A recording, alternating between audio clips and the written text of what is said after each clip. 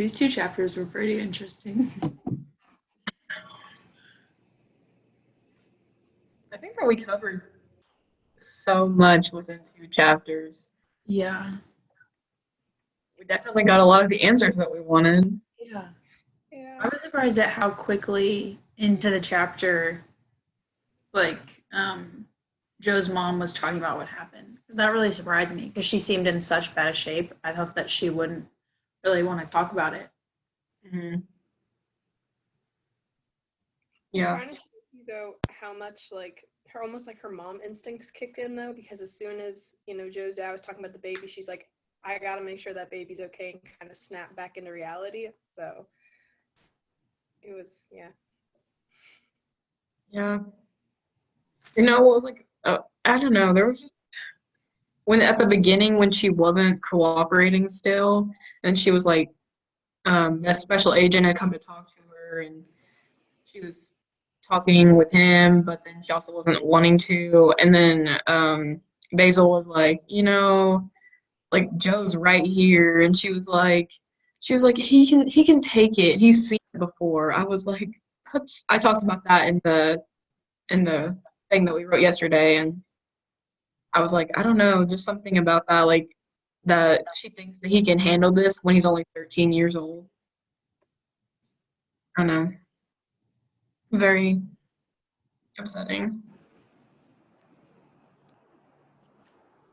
I know we talked about it before, but I honestly I forget how young Joe is, and you just like that was a good example of a wait, he's still a kid kind of a moment. And there was a couple Mm-hmm. moments just or in this group of chapters, and it's like, hold on, he's 13. He shouldn't be knowing this or seeing this or oh goodness.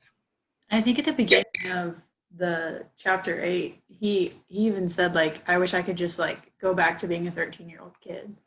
Yeah. Like, man, that hits hard.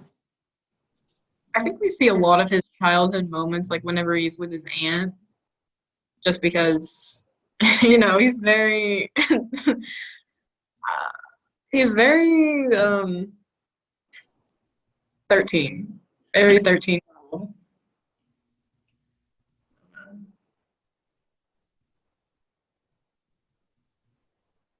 I like the part. Well, I shouldn't say I like it, but I thought it was like an important part of the story when he goes and stays with his uncle and his aunt for a little bit. I have the quote because I talked about this one, where he goes, staying with Sonia and Whitney felt like a vacation, and he's like, I didn't know how much I needed noise. I thought that was really interesting because when you're 13, you're kind of a little more like he's a wild kid. He wants to go outside and ride bikes and kick the dogs that are chasing him. Like he's like a young kid. So the fact that he has to sit quiet alone while his mother is asleep or his father's working and he has no siblings, it's sad. So the fact that he's like, I just want some noise and that'll be my normal, it kind of broke my heart. I'm like, all he wants is just a little bit of just whatever happened before all this. So, which is I Yeah. guess in the book, but it's so sad that the one thing he wants is just some noise.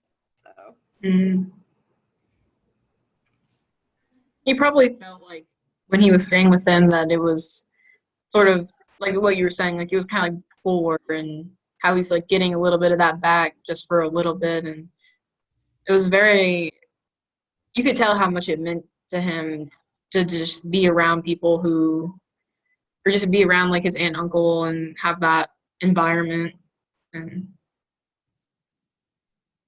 it was really good for him, I think. Well, up until his aunt and uncle started fighting.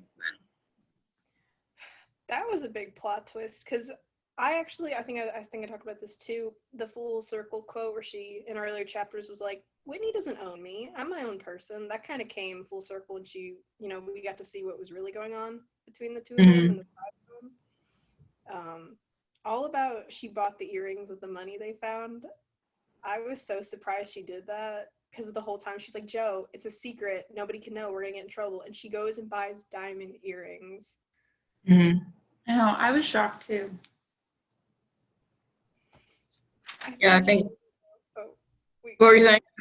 I was gonna say, I think it just shows you how bad her life is, though, that if she can't even resist to buy something nice and small for her, like a luxury that I'm sure most of us are either accompanied to or know of, that what's really going on. Obviously, Joe finds out much later what's really happening, but just the fact that she is so just not even tempted, just so desired to have one nice thing that she goes and gets in trouble for it. I don't know. I felt a lot of pity towards her this chapter, and I felt bad for her. So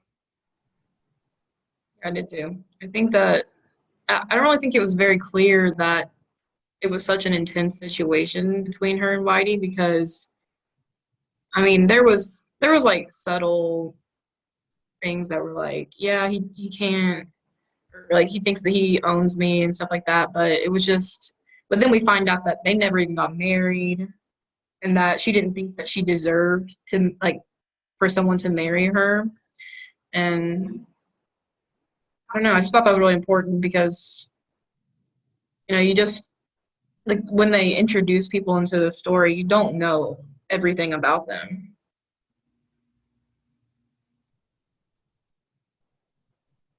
and then on top of it, though, Joe is also 13, so it's possible an adult could have picked up on, hey, she doesn't have an engagement ring, or hey, they're fighting a lot. But him, it's I'm gonna go to the gas station and get a snack while I hang out with my aunt for a little bit. Like he doesn't see everything because he's so focused on his 13-year-old. It's a 13-year-old perspective, and which is one of the things of just keeping kids innocent and young as much as we can.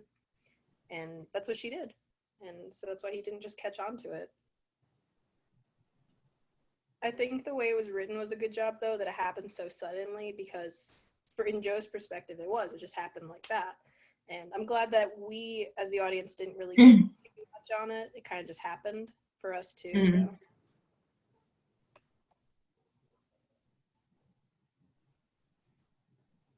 Yeah, I think his aunt really did take on like after the attack. I think that his aunt really did take on like a more of a motherly role for him.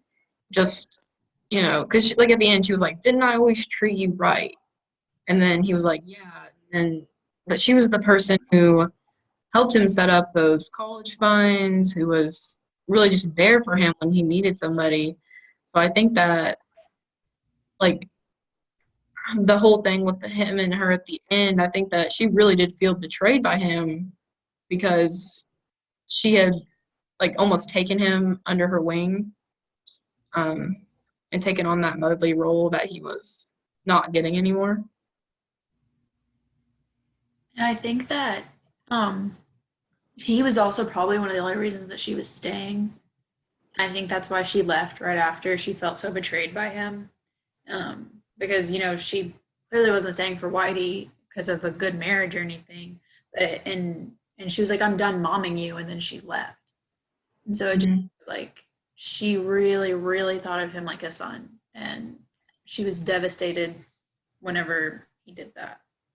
She had to leave. But even it shows you, though, how much she loves him, that like she was the only one who knew about the accounts. She had the access because she was the adult, and she still left him enough for college and for shoes. Like, she even wrote him a note like, I'm leaving you this money, use it to get a good education and go buy yourself a pair of shoes. Like, it was so hurt by him, and she's in a position where anybody could just get up and take everything and leave, but she's like, I still love Joe. I'm gonna make sure that he's okay, but I just can't be in the picture anymore. So Yeah. I think that it was really like her acknowledging like him threatening her. When I first read it, as like when he was like, "I'm gonna tell Whitey," like I don't know, I didn't really think that much about that. But once she went into like some of her backstory and the amount of men in her life that have like treated her poorly, it made so much more sense why it was such a big betrayal on his end, just like the threat and everything. Because I was like, oh, this like he just threatened to tell him about the money, but then I think it made way more sense that why she left, and I think she still cares about him. I think that's pretty evident.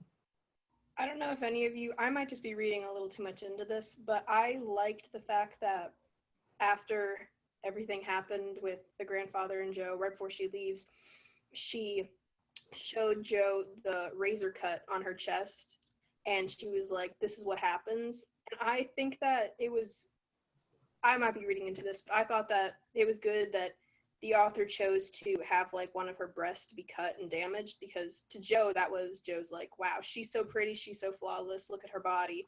And now it's like, well, that's what you saw, just looking literally at my body. But I am so damaged underneath what you can see, and it is not as beautiful as you think, but I'm only showing you what the world wants to see from me, that I'm okay. So I might be reading too much into that, but I thought that was kind of a eye-opening moment for Joe, that there's a lot of ugly under the pretty. So Mm-hmm. I think it's a good connection. It's really good.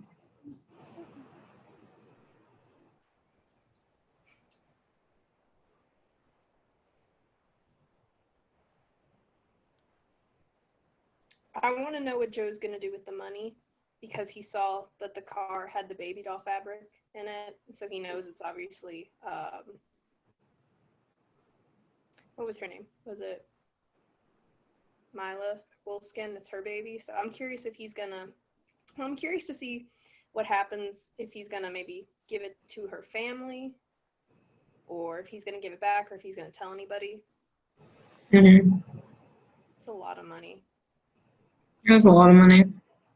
I was a little confused at the end of, I think it was chapter 8, when the mom was telling the story. Did they die? The lady and her baby, or are they still alive? The baby is being adopted by the governor in that one time, but I think they don't know if the mom is dead or not. They haven't found her. Okay. The baby, I think, is staying with its grandparents at the moment. Yeah. But yeah, the governor was like wanting custody or not custody, but wanted to adopt the baby. And yeah, they haven't found Mila yet. I think that, I don't know, they found her car, I think. Yeah. But a lot of people think she's dead. So it'll be interesting to see whether or not they find her. Okay. I think she's dead. Sure. I think that she's dead too. I think she is too, but I just wasn't sure, because I know I read about the car and I'm like, what? So I didn't know if she was in the car, but okay, so we don't know yet. Because Lyndon said that he was gonna like drown off the evidence, or not evidence, but just put all of her stuff in the car and sink it. So I thought that, okay, so I might have just been reading the chapter wrong, but when the mom was first telling the story, I thought that it was the governor of South Dakota, the Yelto guy. I thought he was the person, and then Lyndon came back into town, and I was like, oh, this actually makes way more sense now. I had to read that part twice because I was a little confused, but yeah, I understand.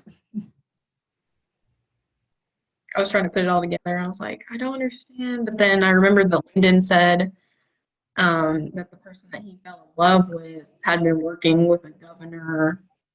And then, I guess she was having the governor's child. So,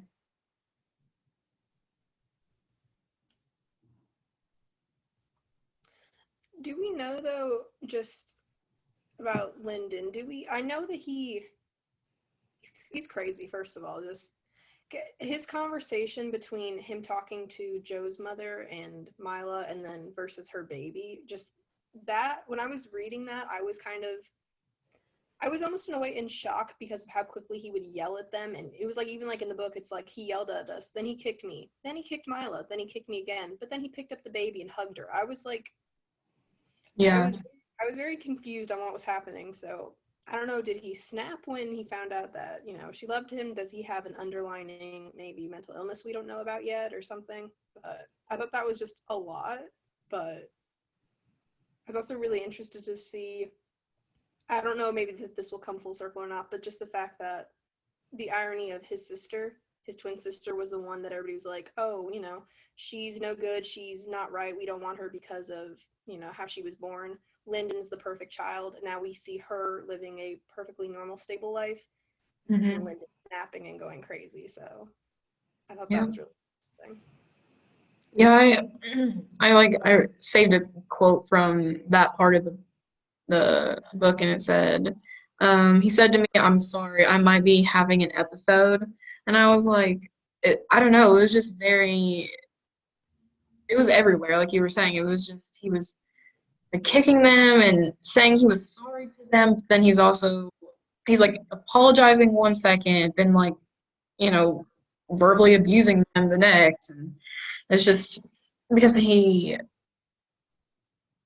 just, I don't know, He seems he just, mentally unstable. yeah, I don't know what's going on with him, but they said that he was cracked, so. I wonder if Linda knows, because I know she said in an earlier chapter like he got in trouble for some stuff he shouldn't be doing. Mhm. I want to say she doesn't know because I feel like she would tell Joe and his father if she knew anything big, but yeah. I'm just curious to be who knows, how to what extent is going on with Lyndon, so I think Yeah. he does know something because whenever Cappy and Joe went to the post office, she like ignored his gaze and like talked about like the banana bread and tried to make him stuff. I think she feels really bad about something. Mhm. But I don't know if she knows everything because, you know. And also, Lyndon's conversation with Joe was really weird. Like Yeah. like why would he go to the gas station? That didn't make sense to me. He's just kind of a mess. Yeah. He's definitely not a nice brother, but he's just not even a good person. Like when he was talking to Joe, I was like, this should be a red flag if he knows who you are, who your dad is. Um, and then he said that he would kill the mom if she even talked about him in heaven. I was Yeah. like, or she wouldn't kill the mom. She would kill Mila and her baby. I was like, what is? I don't know. Maybe we'll get to find more out about what's going on with him.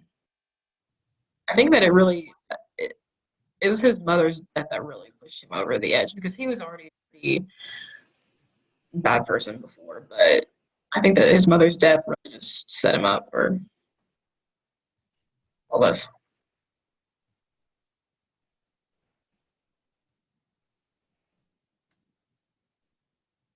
I think the book also said that um, his family was like part of the family that like was involved in the hanging situation.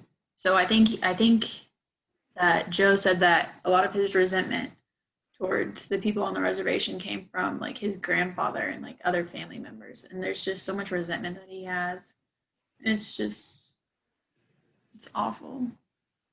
adding to that though too is anybody, not I'm not calling out anybody specifically, but I know people depending I'm let me rephrase what I'm gonna say. We have like an idea that Lyndon might be mentally unstable. So the fact that in his family it's well known that this kind of action is not only done but allowed, that's obviously going to influence him. And instead of, if he was raised possibly differently, excuse me, I'm sure he would have reacted differently, but because in the back of his mind, it's my grandfather did this and it was okay. So I can do something like this. It's going to be okay. So Mhm. that's definitely a part of that. And he never seemed worried about getting caught. I mean, he repeatedly said that he wasn't going to get caught.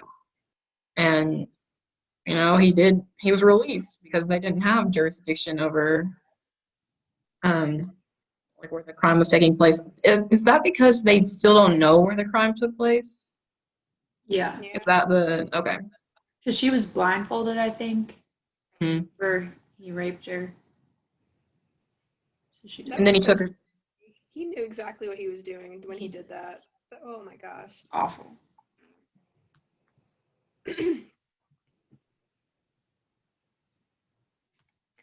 I will say though, I think we have mentioned this in other, discussions. The book does a good job of bringing in like lighthearted moments when Mhm. everything's really dark. So, we had the party for his grandfather where his hair caught on fire.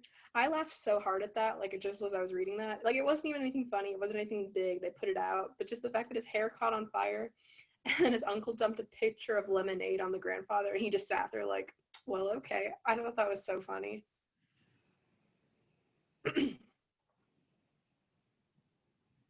Yeah, his grandfather is amazing.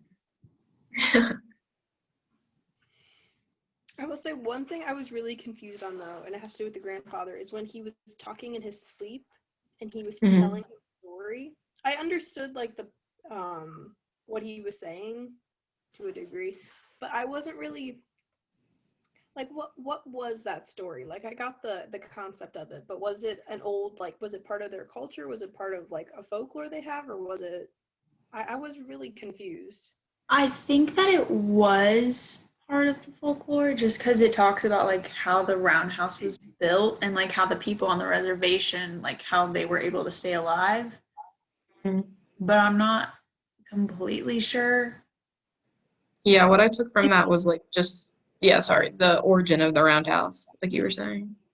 But he doesn't even remember like the story once he wakes up. That part kind of confused me because I feel like he would know the story once he woke up if it was like a part of their culture genuinely. So I wasn't really completely sure.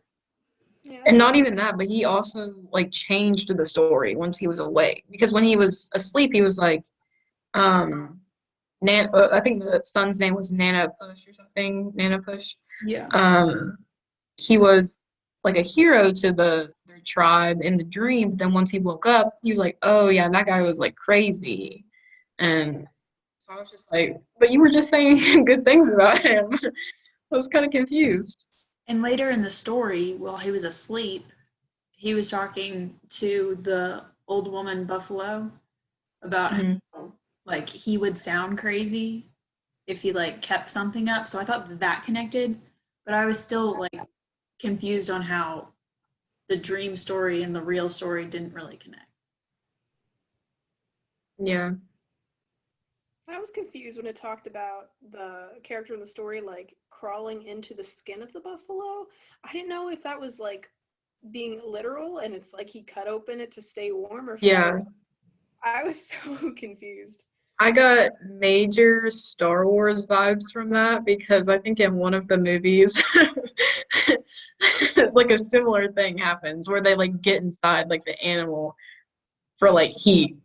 And I was like, I was really confused by that. But then I was really confused because it said like it closed and then he had to like shoot his way out or something. Yeah. Yeah, I didn't understand what was it happening. And was, his it was so weird.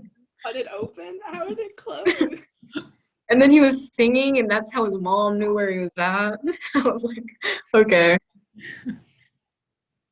I'm just glad you guys are a little confused too, because I read that like I have no idea what's happening. But then, yeah, I like how I wasn't necessarily sure if like I know they fed the tribe that one time with the buffalo, but did that like bring the buffalo back to the tribe, or was that just like a one-time thing? I don't I know. was confused. I think I'm gonna maybe go back and try to reread that story because it was cool. It was interesting to, talk about, part of their folklore and how, different, what they believe different animals and different spirits can do and mean. But I was just the ending, I think the ending is what confused me because I got all of it up until when the son was trying to go find Buffalo. That's where I kind of got really confused. Hmm.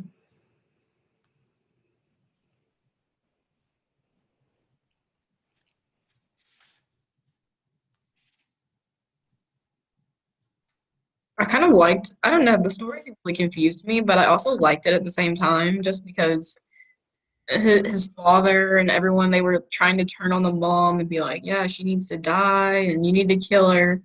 And then he was like, no, I'm not gonna do that. So and then he would help her, like he repeatedly helped her in the story. So then she in return helped him back. And I don't know. I thought that was a really it was just a good little story. I really need to reread it because I don't really understand all of it. I think it adds a nice like layer to the book, kind of. I don't really know exactly what it means, but I think just like the connection to the roundhouse was kind of important. And so I think that this book is really good about adding like different layers of different stories and then have them all connect. And I think that that was really cool. I also like that it's a story about a faithful son when his mother is going through something, which I think is just a little add-on, like you said. It's another idea that this might have been a darker version, but that, it's more ties to family, that even in their culture and belief, a son who helps his mother is rewarded in some way. So, and I just like that, the main character in his grandfather's story is a young boy and his mother is going through something, and then we have Joe and his mother. So just it's little things, it's like little subtle add-ons like that just, it's good, and then it ties everything back together. So I was probably reading too much into this, but um when they caught the rabbit, the mother and the son, and then she refused to eat any of it, he asked her 3 times if she would eat some of it, and I was thinking maybe that was like, it kind of reminded me of like a Bible reference where, but that was like denying Jesus 3 times, but it was more like he was like, hey, like, yeah, I would want to share this with you, and he kept asking her, but then she said no, um, just to help him, and I thought that was just a good part to the story. I actually caught on to that too, and I don't know, I think it's interesting. This is a little slightly off topic, but I like that a lot of folklore, regardless of religion or belief, it all kind of has a lot of same ideas and ties. And Mhm. it was interesting, I know, because the Bible references like the bird, you will deny me 3 times before, the bird calls in the morning. And for this one, it was like, I'm gonna deny this animal 3 times after, after we like gained information from it, so that it can just help you. So yeah. Yeah. I gotta keep clearing my voice today. Um, can we please talk about Cappy and the youth group and everything that went on between him and Father Travis? That was another good part of the book, though, that even though it's really serious, it made me laugh so hard when he went to. Mhm. I was laughing so hard at that. That was amazing. Him running out of church. Yeah, I don't really think that the boys necessarily joined that youth group for religious purposes, obviously, but I thought it was funny that they were pretending that Neil, I think that the boy's name was Neil, like he had converted them. They were like, "Thank you." That was so funny to me. But yeah, Cappy, love, young love, so cute. I mean, Zelia. Like when he talks about, he's like, I'm gonna get a tattoo of her name across my chest. Joe's like,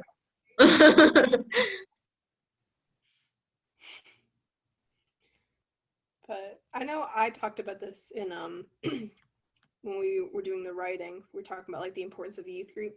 I thought it was interesting when that one girl, Ruby, she was talking about, being delivered by a serpent. And for, the Catholic religion, a serpent is usually ties to a devil or the like Satan. But I like that, like for her, she was very serious, like, delivered by a serpent. And Joe was like, what kind of snake was it? I'm really interested. And then he told, like, oh yeah, it's a pit viper. And they were kind of like, snakes are important and that's cool. So I thought that was really interesting, though, that the whole youth group like would stop and listen to them explain about the snakes and what they were, and kind of tied into the importance of animals in their culture. So I like that there was a bridge for that group and then Joe and his friends. mm.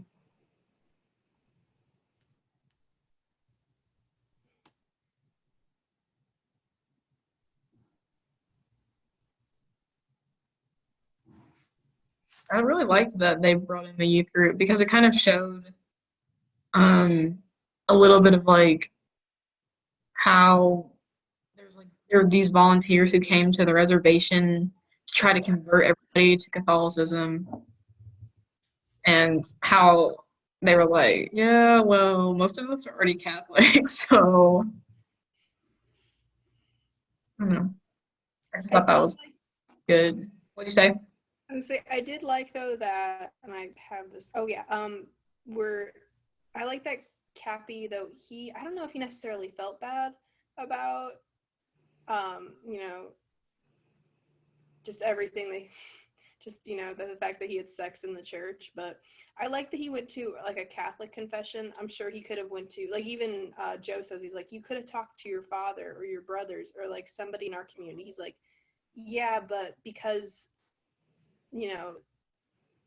the girl I did it with, she's a devout Catholic, it was important to her that I confess to her priest. So I thought that was really interesting, and how just that he almost like he switched over for her. Not that he necessarily converted, but the fact that he was like, I did wrong in her eyes, so I want to make it up to her through what she would do. So I thought that was really sweet, and that it kind of showed that it wasn't just like a fling that they had, like he genuinely cared for her. And then they wrote letters back and forth, or they're starting to. I thought that was really sweet. So Yeah, that was really cute.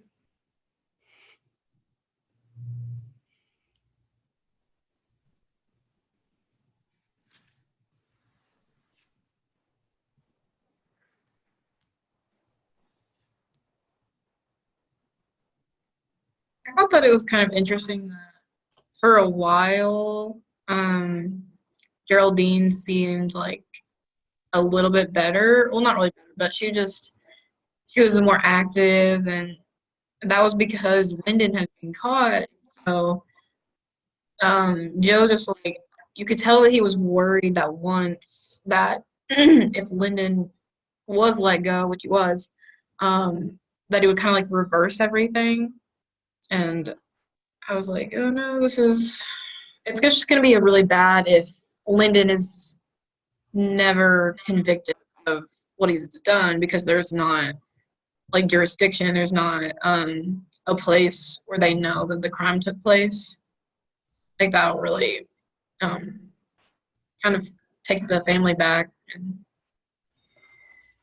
And I think Joe even said, like, whenever his mom was back to like more normal, she wasn't all the way back. He was like, "This is you get like nice little glimpses of her old self," and he was like, "But she'll never fully be back. Like, I don't think she'll ever really be the same." And I mean, that's probably true.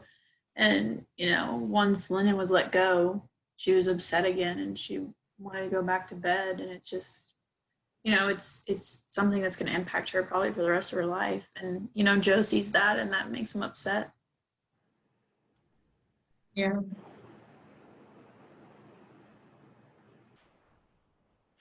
I think he's like finally realizing that just finding who the attacker was, and even if Lyndon did get convicted, that doesn't necessarily mean that it's going to reverse time and bring his mom back, or he called her like the before mom, and I think that that's really true, because she's been through like trauma, and yeah, I don't really know if it's ever going to be like fully the same with their family.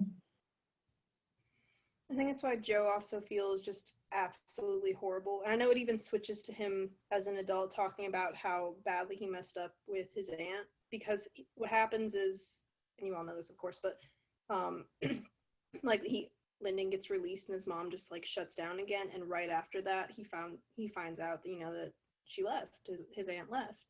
And so he's kind of starting at square one again, losing both his mother figures. And I think that's why it has such a lasting impact on him when he goes back and talks about his aunt. He's like, even as an adult now, like, I wish that I could have been different, because what I did was horrible.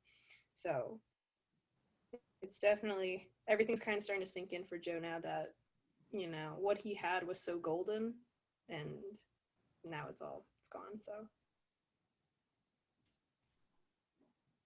I'm glad that he kept that the tassel from her dance, because it was just, to him it was like a reminder that at one point he had like treated someone in like the worst way possible, and that it caused them to not really want to be around anymore, and how he didn't want anyone to feel like that anymore. So I thought that was really important that he kept that as a reminder.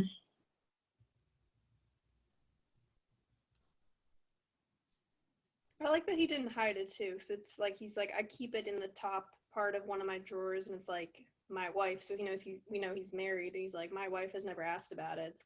So he's out there. It's not like a secret. It's, I was horrible. I did something really wrong, and this is a reminder every day that I betrayed someone who loved me. So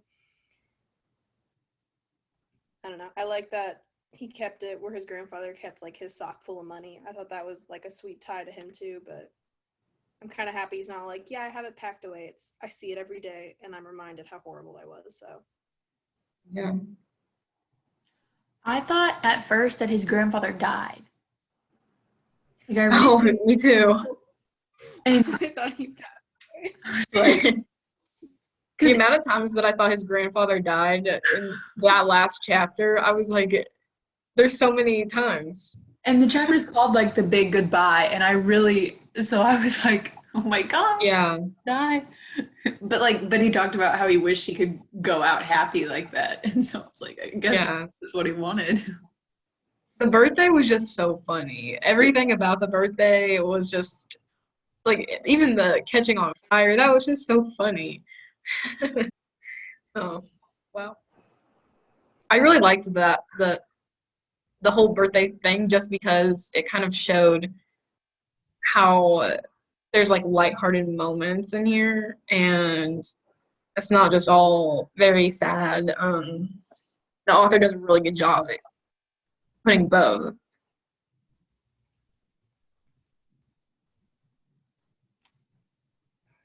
I also like though that it was really subtle too. It was like his mom was at the party and like she smiled and took a picture with her father.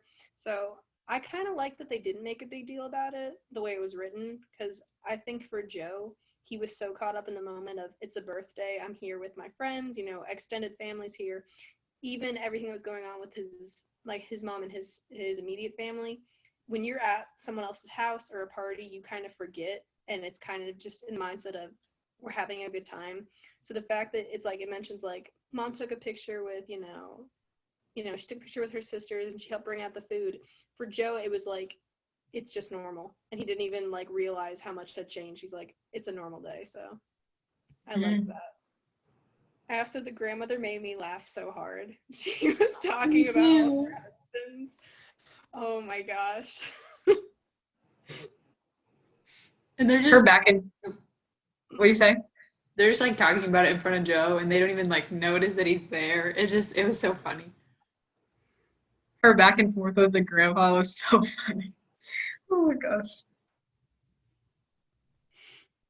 Just kind of young, just to be, I don't know, just young for this entire book. Everything that happens is just, he's really young. I like that we get to learn more about his life, though, like in college and getting married. I know, whenever he said that he got married to the girl, I was like, oh, like he's so grown up. Yeah.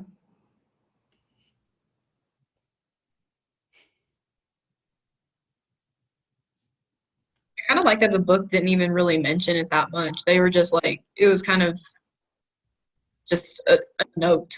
So it was just, yeah, when I went to college and I ended up marrying this one girl, I was like, it was just, I knew that it was just a good writing choice just to kind of mention what's happening, but without really having to go like into it a lot. Yeah, this book, just adding on what you want to say or what you just said, is really good about like subtly mentioning stuff or like giving like details without, drawing your attention away from what's going on. Because there are about 4 or 5 different times where we get like a flash forward to Joe's life. Like I know they talked about like how he's still in contact with some of his friends, how one of them's died. He went to college, got married, but it's kind of just like a little, I don't know. It's almost like like if you were sitting like in a room with like the actual Joe and he was like telling a story and he just gets up for a second, maybe to go get a drink of water, and then you as like the audience like, oh yeah, this is where we are now. This is a story. So I don't know if that makes Mhm. sense, but I thought it's always done well like that. Yeah. I think that the author's choice of words is just you can tell at sometimes that, like, you can distinguish when he's the 13-year-old versus when he's like talking about this in the future. It's not like you're, oh, he's 13, he's using these really big words that we're just not understanding, but you can tell when he's going back and thinking like how he would have in the moment. Yeah, Savannah, I think that's a really good way of describing it. Like someone's telling a story and then they get up and then you're like, oh, we're here. That's really accurate. Thank you. That's how I feel though, because they'll be like, yeah, and then when I went to college, I'm like, oh yeah, that's right. This is something that has already happened for him many years ago. So, but it's done so well where it doesn't even, you don't disconnect from what's happening. You kind of just have a moment to be like, okay, wow, that happened, and then you get right back into it. So it's really really well written in the sense that it can stop telling you a story, like the book takes a moment to breathe, but you never like lose track of what's happening. So Mm-hmm. I'm also, this is more about the book itself. I don't think I've ever read like a, like this is a very obviously a big book. It's got like a lot of pages. It's only 11 chapters. I don't know if I've ever read a book that's, you know, like an actual like novel with 11 chapters. I kind of like it doesn't have that many. It's, everything is sectioned off really well. Yeah, I agree. Yeah, I think those last two chapters we read was like about 90 pages or something like that. It was a lot. But I really like the jumping back and forth because I think like in between the grandpa's stories, Joe was still like living, you know, just his normal life. But I liked how it would be Joe, then a story, then Joe, then a story, instead of just like the entire story all at once. I thought that was a really good decision. yeah, because I know I was a little confused by it, but at least like it was split up, like you said, where I could follow along with it well. And then it was, we got more of what was happening with Joe and then back to the story again. So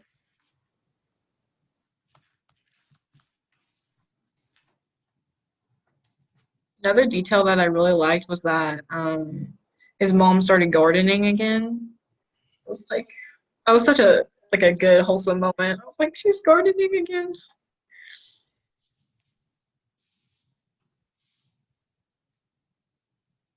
I think is that not been like one of the first few times she's been like outside of the house since Mm-hmm. something had happened. So I'm really happy though that they went and they fixed up her garden for her, because I can just imagine if she like walked outside the first day and was like, I have so much work to do, but now it's like everything that she loves is right there and she can just take care of it, which is almost like a softer way of what it used to be. It's like, we already did the hard work for you, so you can go ahead and just enjoy it. So I thought that was Yeah. really sweet. I think there's so much love in this book, and I love like when you can see how affected the dad has been because of this, and I love how you can see how happy he is when she starts um, kind of like coming out of the house more, just walking around more, being out of her room. You can just see the difference with him. And then at the very end, he kind of loses it for a second whenever she goes back and he dumps the casserole out and builds all the stuff on top of it to show Joe how frustrating and just complicated the whole case is. And he cares so much. It's so evident. I love that part in the book though. Like as sad as it is, where the dad is like, he takes the knives and is like stabbing and showing him all the layers. It is so, I don't know. It was a good, my gosh, it was a good visual for me, even though obviously I couldn't see it.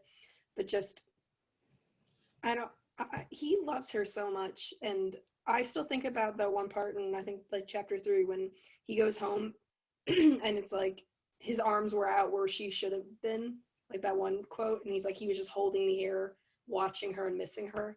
So, oh my gosh.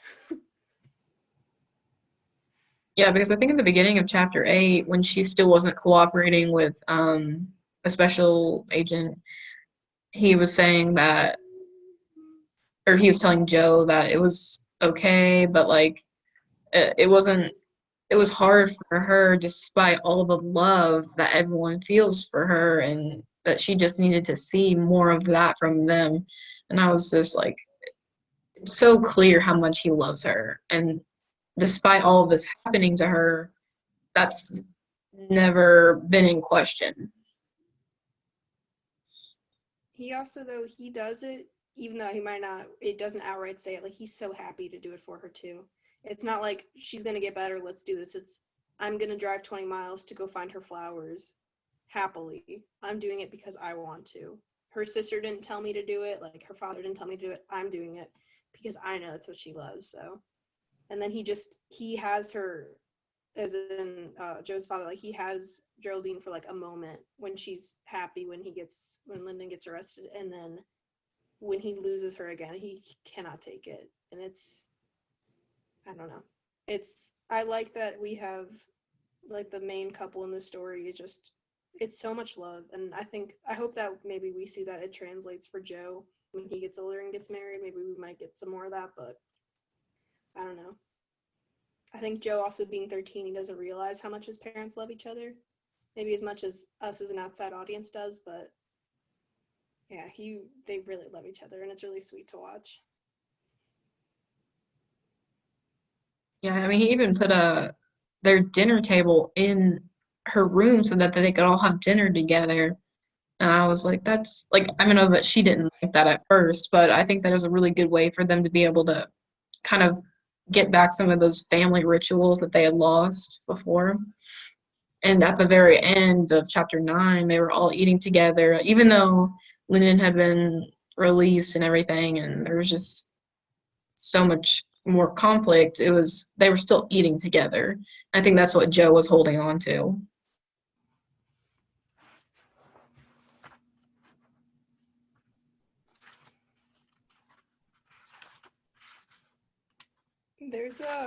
Let me see if I can find it. There's a quote in here that's kind of just it's about when they go and eat together, and I want to see if I can find it. Where I'm not sure where it is. I got to mark it, but it was where Joe's father was talking to Joe after they found out what had happened. So after the mom kind of came back and told her story, and Joe was like, well, why didn't you ask her? Why didn't you push her? Where was it? Remember it? And he was like, I had your mother for 1 second, and she was back, and she was telling me, and I was so afraid to lose her again in like the abyss of herself, that I just wanted her to tell me everything that she could and be proud of her for it. And I read that and I got so emotional, because it's like, anybody else, like even myself included, I'm sure, if we were in that situation, it's like, we need more so we can, take care of this and put him to justice. But he was like, I would rather have to still be at square one and have my, the love of my life back for a moment. So that wasn't like a big part, but I don't know, I really liked it. Yeah. I think it was really important that he didn't force her to lie about where she was either, just so that they could have jurisdiction. Because Joe was like, why can't she just lie? It'd be so easy. Then Lyndon wouldn't have been released, and he was like, I wouldn't ask her to do that. Because she seems like the type of person, Geraldine, that as much as she wants him to be put to justice, if something happened where he went to jail, or part of, I don't know, whoever had jurisdiction, and something bad happened to him while he was in their custody, she would feel blamed that, well, I wasn't sure, and maybe it wasn't them, and if I had set a different place, she seems like the type that she would, even after all she's been through, been like, but I still want to make sure that what happens to him is fair.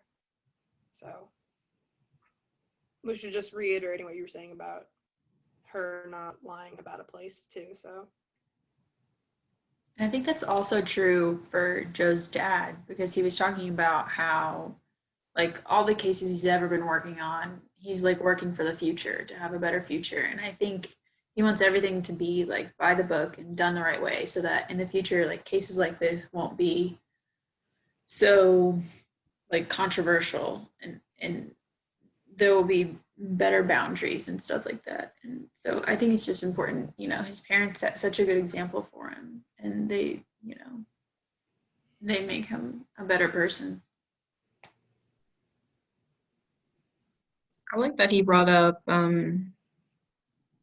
it was John Marshall, right? Who, yeah, I like how they brought up people that have actually played a really important role in history. And even though, like, some people see John Marshall in one way, it isn't how everybody sees him. And his dad was saying, like, it was because of him, they couldn't really do anything about, like, the land, and they couldn't really do anything about the jurisdiction. And It made the story feel more real for sure that, they're talking about real people and real events in history that, to be like, well, this has happened to us, and, we've all taken United States history. We know about all this, and we're like, hey, it's like, I know what that is. So I feel more connected to them as characters. Mhm. So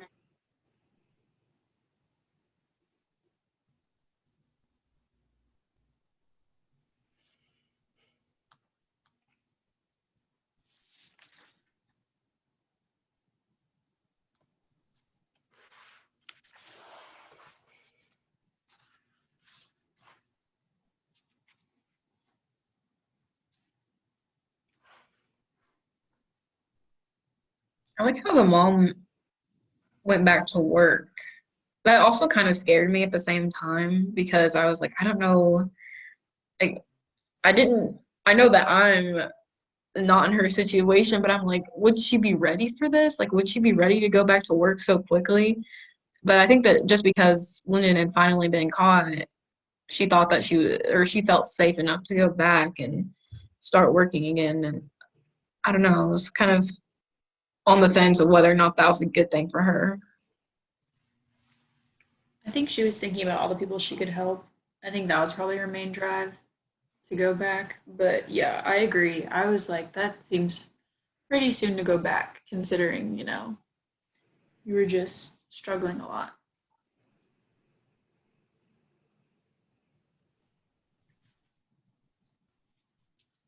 So I'm not sure if the governor is going to be able to adopt the little girl, because I think Basil was saying, like, something about how it takes, like, a longer process, or it's more complicated than that.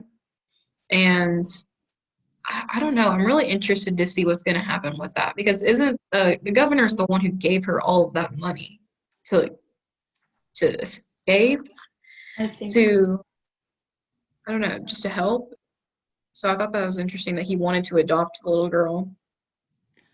And I think that um, he even said that it might have just been like a publicity stunt type of thing, because he had a history of not being like very respectful to people that were on the reservations.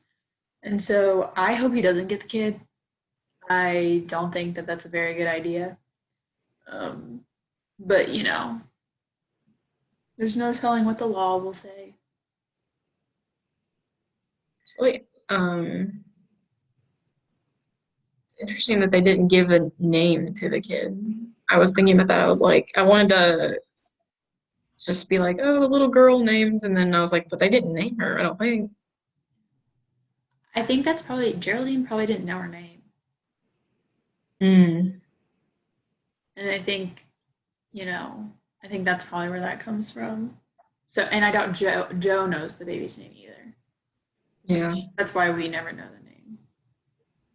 because Milo, I think, was getting ready to start the process of, like, wasn't it to get the baby as, I don't know how to phrase this, but, like, as, like, a person on the reservation. I thought that was what Geraldine's job was. It was kind of like entrance into the reservation, like, you need to take account of who comes into, like, the tribe. Yeah. I don't know. That's just how I took her job. I don't know if maybe I interpreted that wrong, but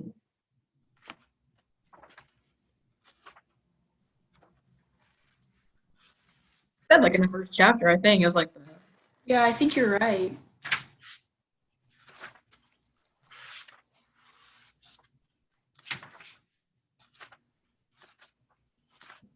kept the records for tribal enrollment. So I think that Milo was trying to enroll the baby into the tribe. Yeah.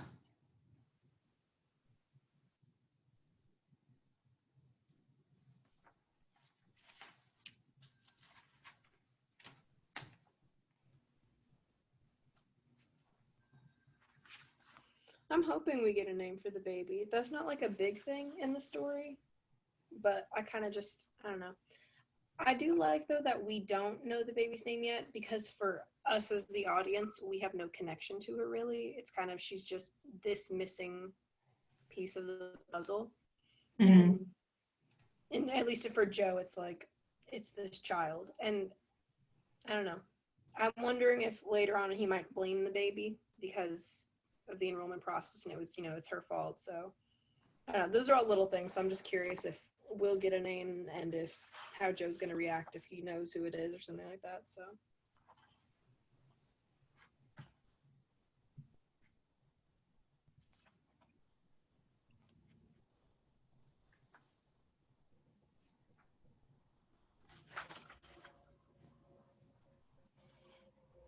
I really want to know if Milo is still alive. I mean, I doubt it, but I haven't found her yet, so Yeah. there's a possibility. I hope that we do get to see what happens in the future for a lot of the characters. We probably won't, but I think it'd be nice to see, how Geraldine's doing and how if Mila's alive and how the baby's doing once it grows up. But yeah, I don't know. Does the baby ever know that it was part of such a situation? Does Joe ever talk to Sonia again? There's Yeah, so many things, but I don't think he will. But I don't think so either. I think her role was way more important than I originally assumed. I thought that she was just going to be like, some crush that he had. But I think she was really important. And I was honestly kind of proud of her at the end for taking some of that money and leaving. I was like, Savannah and I were talking about that yesterday. And she took a dog with her too. yeah, I know I read that part and I was like, yeah, take the money, take the dog, and go. I'm happy for her. I really am because, I mean, this is even an example of just, Milo's child. We're all born into life. We don't get to pick where we end up. Mm-hmm. It's literally chance. So the fact that, Sonia is like, okay, well, I was born into this situation, which led me to make these choices. But now I'm going to make a choice for me and me, myself. She's like, when I was younger, I went to school because I had to. That was the law. I started, stripping to make money because I needed money. I went with Whitey because that was the next secure option. But now I don't have a plan, but for my safety and what I want, I'm going to leave. So I like that for her. And I thought that was a good moment just for her that she can be like, I'm finally free. No one's going to, tell me what to do. No one's going to hurt me anymore. I can be my own person and be safe. So Yeah, I was also happy that she left. I think that was a good decision.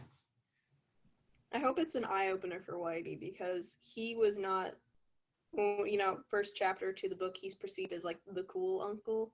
And I hope he gets a wake up call and maybe can turn around and maybe we'll see later in the story if he makes some better life decisions. But And I think Joe's perspective definitely changed to Whitey, for sure. I mean, he was ready to fight him. Um, but I think that, it just goes to show how his family influences so much. Because, like, his mom and his dad are a good influence and they teach him good, loving values. And you look at Sonia and Whitey, and, he learns how not to treat people. And I think that's an important contrast that you have to learn in life. And so I think that, everyone in his family just shapes who he is as a person. adding to that, what you just said is for Joe, he's grown up obviously with his parents, so he sees a loving relationship. And because Whitey and Sonia hide so much, he is perceiving the same idea that all relationships are happy, you know, every married couple is happy. And even like his aunt and his other uncle, like they have like a pretty happy relationship too. And then when he finds this all out, it's a huge slap in the face that, okay, well, I thought that you all were happy together. I thought you know, were married. And she's like, no, we weren't married. He was beating me. He's a drunk. He's the worst. And I'm leaving. I don't know. I'm kind of happy that he got to see a little bit of that, because just going even back to what we were talking about earlier is like she like even showed him like the cut. She was like, there's so much I'm hiding from you to try to keep you safe. She's like, there's so much darkness under what we're showing you. So I think that was good for him to see. Yeah, I agree. Yeah, it was really important for him to see that. I'm glad she I got know. out. It was such Yeah, toxic. I'm happy she got to leave. I know it was like a really sad and moment, but when she was kind of confronting Joe at the end and telling him that the threat like really hurt her, and he started crying, and she's like, yeah, go ahead and cry, that's what men do when they hurt like a woman. And I don't know, I just thought that's something that he's going to carry with him for the rest of his life, because he wasn't he like had never realized how much his actions and his words can really affect someone up until that point, probably. I mean, that was definitely a moment for him when he realized that some things that you say, like, you can't take that back. But yeah, I'm really proud of her. What'd you say? Wait, you finish first. I was going to add something. Oh no, I was just gonna say I was proud of her for leaving. I was just going to say, though, is even when she's telling him, like, after, like, obviously she's yelling at him after, you know, he was there in the room when she was, you know, yeah. But he finds out after he's already made the choice that, you know, she was never married to his uncle. He finds out after he made his choice that, you know, she was abused. You know, all these different things he finds out after, which is why I think it sticks with him so hard throughout his life. It's like, I didn't know. And because I didn't know, that's how I based what my decision was that day. And I think it hurts him more. He's like, if I only knew what she was hiding from me, I may have been a better person. And that's why I think he even talks about, like, I can't believe, like, I threatened her in such a way that day. It's like, he didn't know how badly. For him, it could have just been like his uncle would have got upset, but she knew, like, he probably would have hit her, probably would have taken the money from Joe. So I don't know. I thought that I'm just happy that Joe, as an adult, still thinks about it and is like, yeah, I was a horrible human being when I did that. So And he even talks about how he's upset and happy that he stayed. And I think, you know, I think he was happy that he stayed because of what he learned and, you know, that perspective that he gained.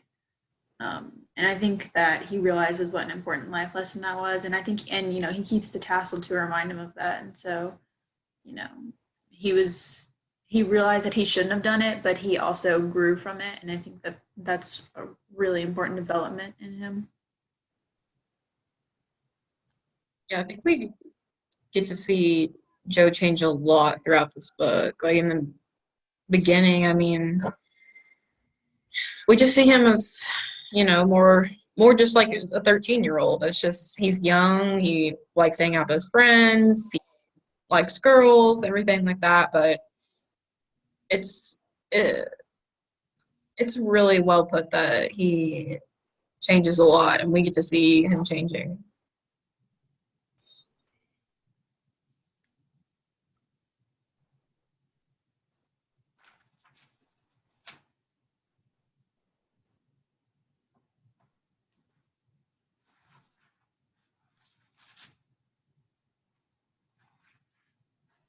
This was such a small part of the 2 chapters that we read, but when Priest Travis was talking about seeing the JFK assassination, I was like, wow. I mean, I really was interested in his background more. Yeah, me too. Because, you know, it kind of threw me off that like that was in the book. Because again, it's just like there's so many little details that are just like they add so much to the story. and that's one of them for sure. And you get to see little parts of different characters, and it'd be nice to see, like you said, the story of his life because it seems really interesting. There was a part you just said, like little characters. This isn't about Father Travis, it's about Cappy, but I like that just the progression of everybody in this book. And there was a part where I just had it now lost. Oh, where they go to confession, or where Cappy goes to confession, and it talks about like Joe. He says like Cappy terrified me. Like in that moment, he hugged me. So like little things like that. It's like maybe the reason Father Travis is so mean and protective of the people he's responsible of is because you know he saw JFK get shot right in front of him, which is terrifying as a kid. So he wants to keep kids safe, and Cappy is in that moment. Cappy maybe realizes he made a mistake, or he's afraid of what's going to happen. So he hugs his friend, and Joe takes that in a moment. He's like, well, that's a surprise. It just there's just little more than you kind of watch Joe's process of people grow in this book, and what I just liked when you talking about we find out little things like that. So that was a little off topic, but it made sense in my head.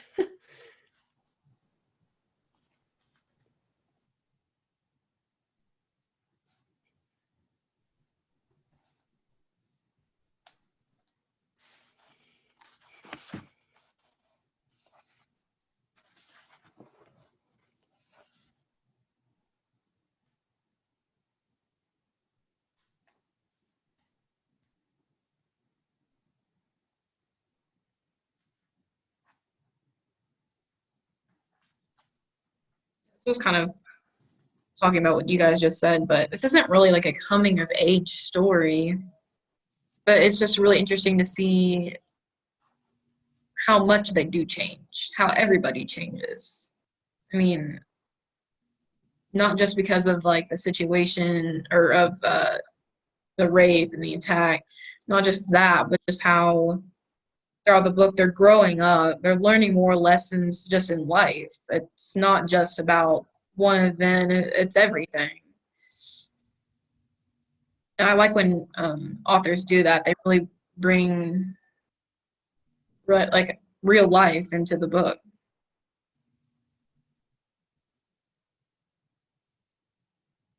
I think it's also interesting, the part that Savannah was talking about where Cappy hugged Joe and he thought that that was like really weird and it scared him. I took that as almost like he's seeing that, he's already going through so many problems that like a 13-year-old shouldn't be going through. And then he sees that like his friend is also growing up. And I think he has a sense that he's like losing his adolescence. And I think that scares him a lot, because his friends bring a lot of that adolescence to the book. And then he sees Cappy kind of changing from that a little bit. And I think that's what scares him.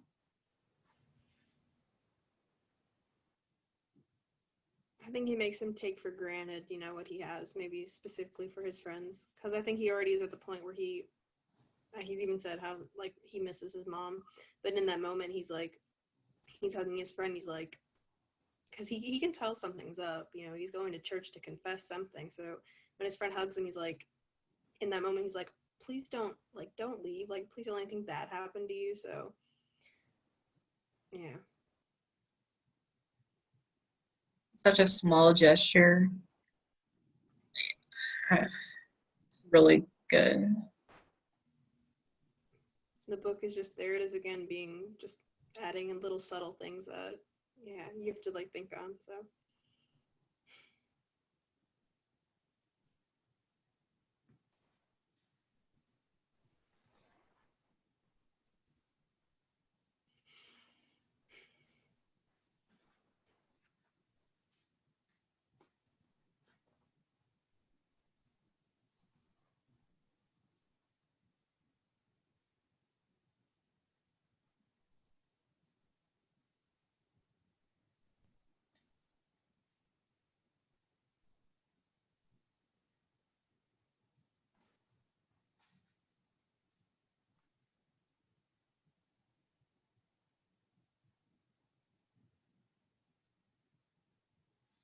Going back to kind of what we were talking about, I think in the last session, we were talking about motive. And the thing is, there really wasn't motive beyond the situation. You know, like it was like I don't know, because it wasn't revenge on the father, and it really wasn't anything to do with Geraldine besides the fact that she had the folder or the file. So I think that, I don't know, I can't really figure out what Lyndon's motive was beyond the file. Like, I don't think that he had any previous, like, I don't think that he really wanted to go after Geraldine for any specific reason. I think that it was just because of the file. He wanted the file. I think if he had seen absolutely anybody with the file or anybody trying to help Mila, he would have attacked them. I don't think it was, like you said, I don't think it's anything personally against Geraldine. She just, she happened to be the one working that case and she happened to be there. And, in Lyndon's mind, she's taking a lot away from him. And I think that's just like generally how he sees everybody on the reservation as taking from him. And so just, anyone he would have seen, I think he would have attacked. Not that that makes it better, but I agree with what you both just said. It kind of made me feel a little bit better that at least she wasn't being targeted, and hopefully, one day she can move on a little bit easier, being like, you were not, no one was specifically going after you. You just happened to be that person. So again, not that that makes it better, but just hopefully that can give her a little bit of peace of mind. Just like you weren't being a target. You just were the one that in his mind was standing in front of what he wanted. So Yeah.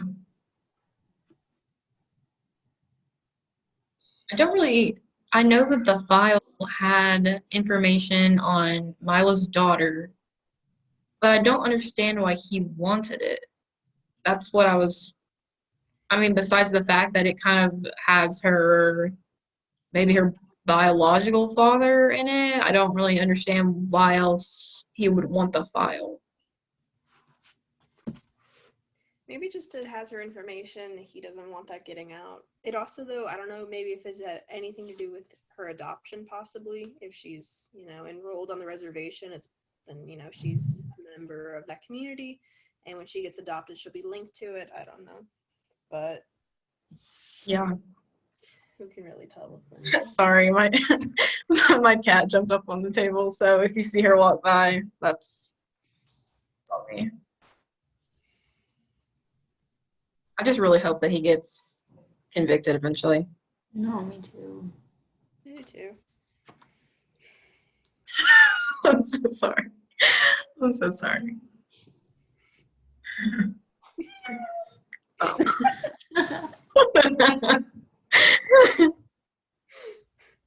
Okay. Stop. I think that's all I really had to say about the 2 chapters that we read, though.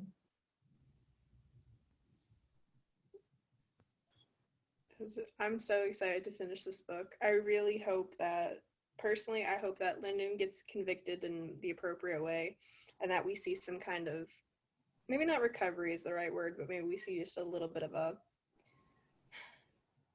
positive development in Geraldine. Like, if those 2 things happen, I would be really happy with this book. I think that that's what needs to happen personally.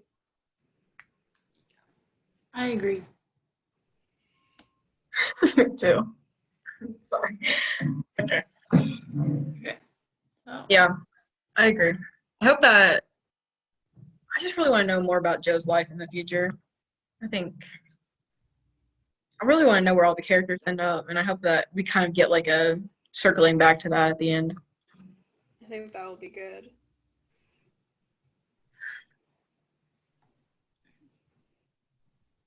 Wouldn't it be great if Joe was telling the story to his kid and the last chapter was and that's my life story? That would be so cool. I don't think it will, just based off the little flash forwards that we have gotten, but I just think that'd be cool.